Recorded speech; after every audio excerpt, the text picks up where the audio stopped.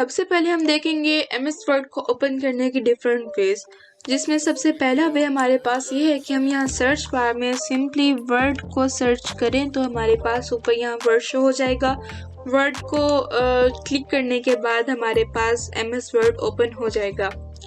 M S word کو open کرنے کا سیکنڈ وے یہ ہے کہ ہم یہی سرچ بار میں رن ایپ کو سرچ کریں، اور رن ایپ کو اوپن کرنے کے بعد اگر ہم یہاں پہ اس کے سرچ بار میں اگر ہم ون ورڈ ٹائپ کرتے ہیں تو اس سے بھی ہمارے پاس ایم ایس ورڈ اوپن ہو سکتا ہے۔ ایم ایس ورڈ کو اوپن کرنے کے بعد ہمارے پاس کچھ ایسا انٹرفیس دیکھنے کو ملتا ہے جس میں ہمارے پاس سب سے پہلے بلینک ڈاکومنٹ آ جاتا ہے۔ بلینک ڈاکومنٹ میں اگر ہم یہاں رائٹ سائڈ پہ دیکھیں تو ان کو ہم کنٹرول بٹنز بولتے ہیں۔ اگر ہم یہاں درمیان میں دیکھیں تو اس کو ہم بولتے ہیں ٹائٹل بار۔ ٹائٹل بار کے تھوڑی ہی نیچے اگر ہم دیکھیں تو یہ ہمارے پاس کچھ ایسا سا انٹرفیس آتا ہے جنہیں ہم ٹیبز بولتے ہیں، اور جس میں ٹیبز میں ہمارے پاس سب سے پہلے ہے فائل۔ فائل کو ہم مینیو بھی کہتے ہیں۔ فائل میں ہمارے پاس سب سے پہلے آ جاتا ہے نیو۔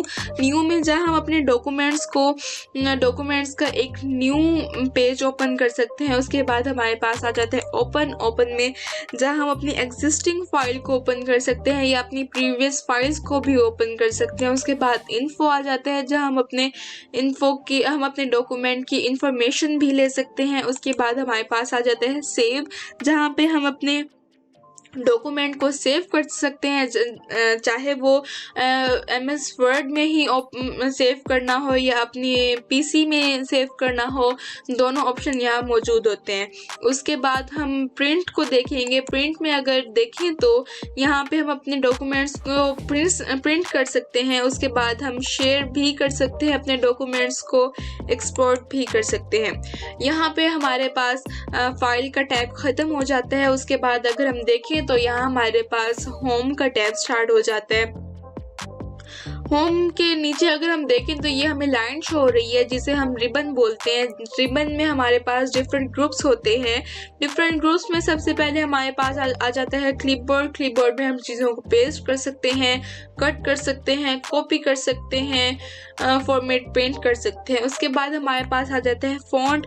فونٹ میں ہم اپنے ڈاکومنٹ کو بولڈ بھی بنا سکتے ہیں، اٹیلین بھی بنا سکتے ہیں، یونیورسل بھی بنا سکتے ہیں۔ اس کے بعد اس کے اوپر دیکھیں تو ہمارے پاس آ جاتا ہے کیلیبری۔ کیلیبری میں ہم اپنے ڈاکومنٹ کو ڈفرینٹ فونٹ دے سکتے ہیں۔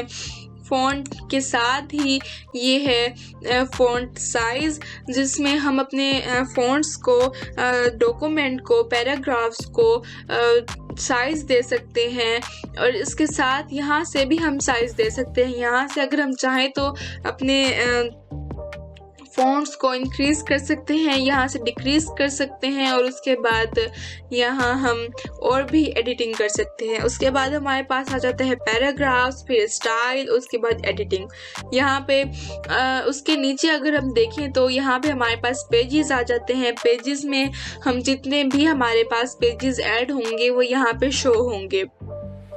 اس کے بعد آ جاتا ہے ورڈز فار ایگزامپل اگر ہم ادھر لکھتے ہیں